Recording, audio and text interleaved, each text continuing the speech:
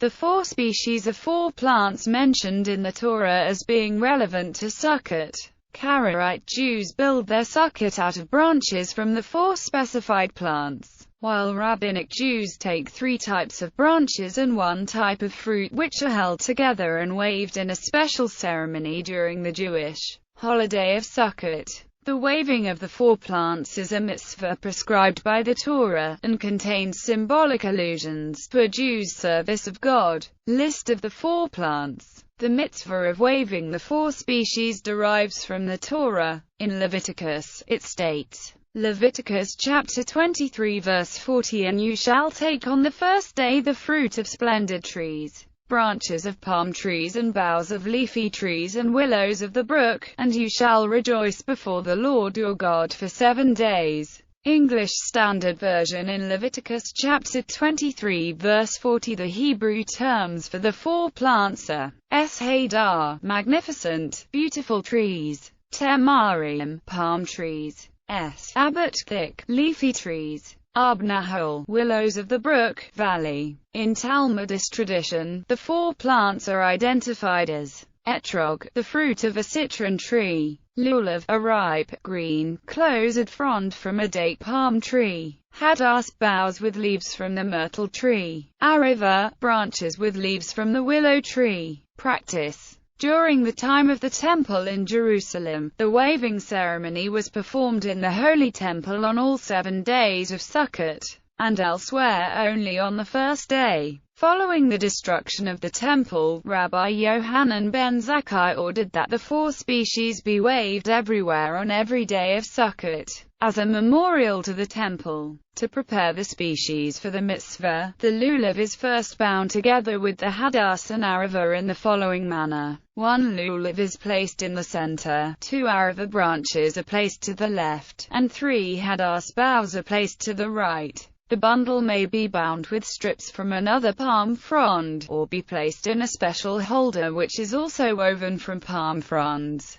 Sephardic Jews place 1 ariva to the right of the lulav and the 2nd ariva to its left, and cover them with the 3 hadass boughs, 1 on the right, the 2nd on the left, and the 3rd atop the lulav's spine, leaning slightly to the right. The bundle is held together with rings made from strips of palm fronds. Many Hasidic Ashkenazi Jews follow this practice as well. In all cases, all of the species must be placed in the direction in which they grew. History. In old Jewish Eastern European communities, the Jews lived in cities far from fields, which then required substantial travel in order to purchase the 4 species. Often whole towns would have had to share them. The etrog especially was rare and thus very expensive. In northern African communities, in Morocco, Tunis and Tangier, the communities were located closer to fields, but the etrog was still fairly expensive. There, instead of 1 per city, there was 1 per family. But in both areas, the community would share their etrogs to some extent.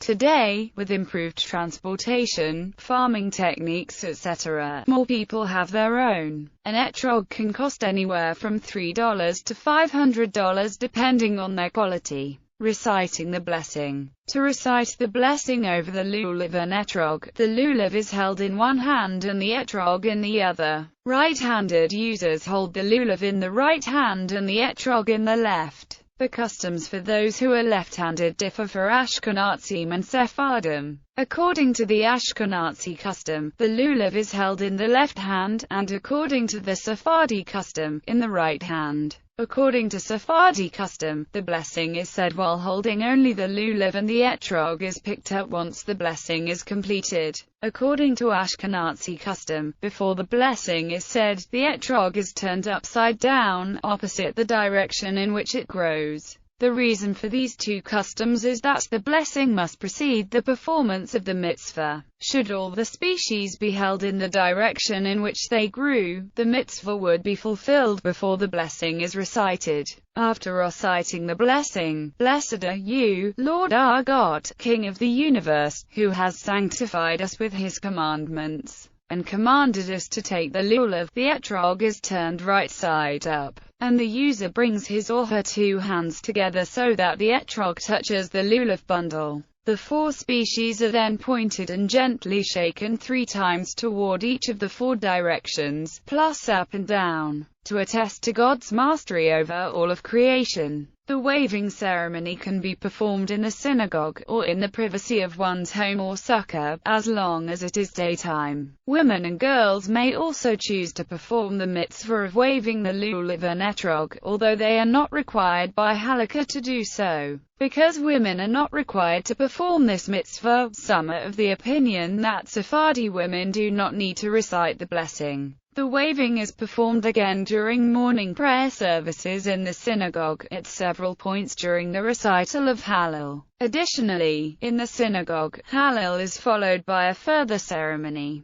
in which the worshippers join in a processional around the sanctuary with their 4 species, while reciting special supplications. From the 1st through the 6th day of Sukkot, 1 complete circuit is made. On Hoshana Rabbah, the 7th and last day of Sukkot, 7 complete circuits are made. As the 4 species are not used on Shabbat, there are variant customs as to whether Hoshanot is said and a circuit made on that day, selecting the 4 species. While all mitzvot should be performed in the best manner possible, Hidur mitzvah especially applies to the 4 species. The halakha is explicit on what constitutes the best in each species. To that end, people will spend large amounts of money to acquire the most perfect etrog, the straightest lulav, and the freshest hadas and arava. Usually a father will buy several sets of the 4 species to outfit his sons, as well. Another custom for Hidur mitzvah, depending on your custom of wrapping lulav and etrog, is to have more than 2 aravos and 3 hadasim. Some people have the custom to have as many as 40 extra hadasim and aravos. Hidur mitzvah applies to all mitzvot, but its absence does not impede the mitzvah from being performed. For the 4 species specifically, there is a further, technical, requirement of Hadar, which does impede the mitzvah of the 4 species from being performed. Despite their similar names and details, these 2 requirements are distinct from one another. Symbolism. Several explanations are offered as to why these particular species were chosen for the mitzvah. The Midrash notes that the binding of the 4 species symbolizes our desire to unite the 4 types of Jews in service of God. An allusion is made to whether or not the species have taste or smell, which correspond to Torah and good deeds. The symbolism is as follows. The lulav has taste but no smell, symbolizing those who study Torah but do not possess good deeds. The hadas has a good smell but no taste, symbolizing those who possess good deeds but do not study Torah. The arava has neither taste nor smell, symbolizing those who lack both Torah and good deeds. The etrog has both a good taste and a good smell, symbolizing those who have both Torah and good deeds. A second explanation finds the 4 species alluding to parts of the human body. Each of the species or its leaves is similar in shape to the following organs: lulav, the spine; hadas, the eye; arava, the mouth; etrog, the heart. By binding them together for a mitzvah, the Jew shows their desire to consecrate their entire being to the service of God. An additional reason for waving the 4 species in all directions alludes to the fact that all these species require much water to grow. The lulav grows in watered valleys, hadas and arava grow near water sources, and the etrog requires more water than other fruit trees. By taking these particular species and waving them in all directions, the Jew symbolically voices a prayer for abundant rainfall for all the vegetation of the earth in the coming year. Other interpretations. The purpose of the command to collect the 4 species in Lev 23:40 is ambiguous, as the text does not explicitly state what to do with them. Karaite Jews believe the intent is not to wave the 4 species but rather to use them to build the sukkah, which is described in neighboring verses.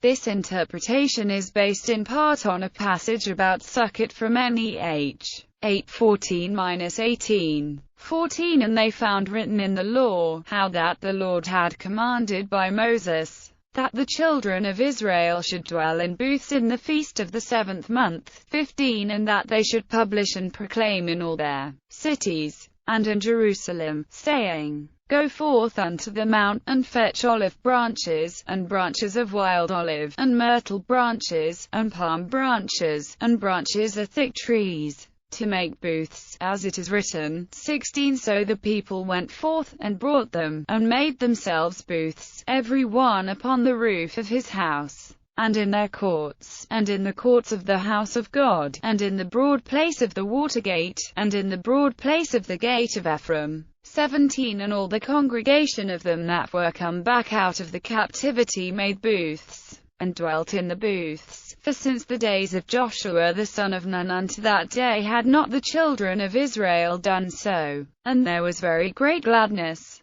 The passage states that it is written in the law for people to go to the mountains to get palm branches, olive leaves, pine needles, myrtle leaves, and other forms of vegetation with which to build the sukkot. The only verse in the Torah that mentions some of these species is Lev 23:40, which, according to some Jews such as Karaites, indicates that Ezra's scribes interpreted that verse as referring to building materials for the sukkah, not waiving the four species. Yeshiva University Jewish Studies professor and Hebrew Bible authority Lawrence Schiffman interprets the passage the same way. He writes, one of the earliest examples of midrashic exegesis was the manner in which Lev 23:40-42 was interpreted by the Book of Ezra. The interpretation proposed here was rejected by Jewish tradition, which saw Lev 23:40 as referring to the taking of the lulav and etrog, not to the building of the sukkah.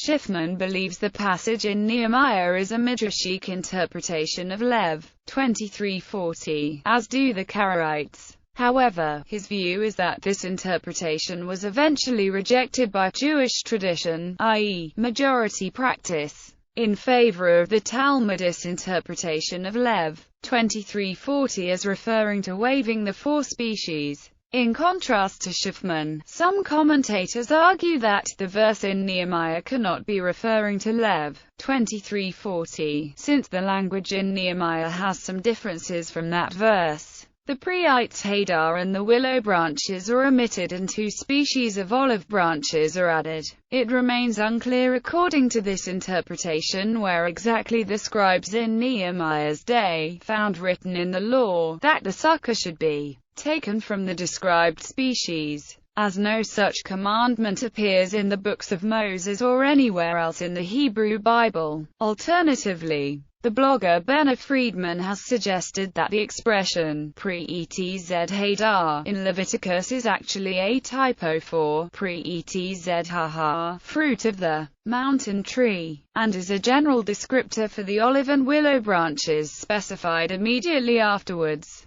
This would explain why the hadar fruit is not mentioned in Nehemiah, and why the verse in Nehemiah mentions a specific instruction to go out to the mountain to fetch the materials for the sukkah. The fact that the passage in Nehemiah states that the scribes found this commandment written in the law of Moses suggests that it was previously unknown. Furthermore, 17 states that the public had not built sukkot en masse since the days of Joshua. Based on this, the blogger, Samurai Scientist, suggests that the tradition of what Lev 23:40 referred to had been lost, resulting in alternative interpretations referring to construction materials for the sukkot or waiving the four species. However, other commentators have suggested that the meaning of these passages is that the festivals had not been celebrated with such enthusiasm since those earlier days.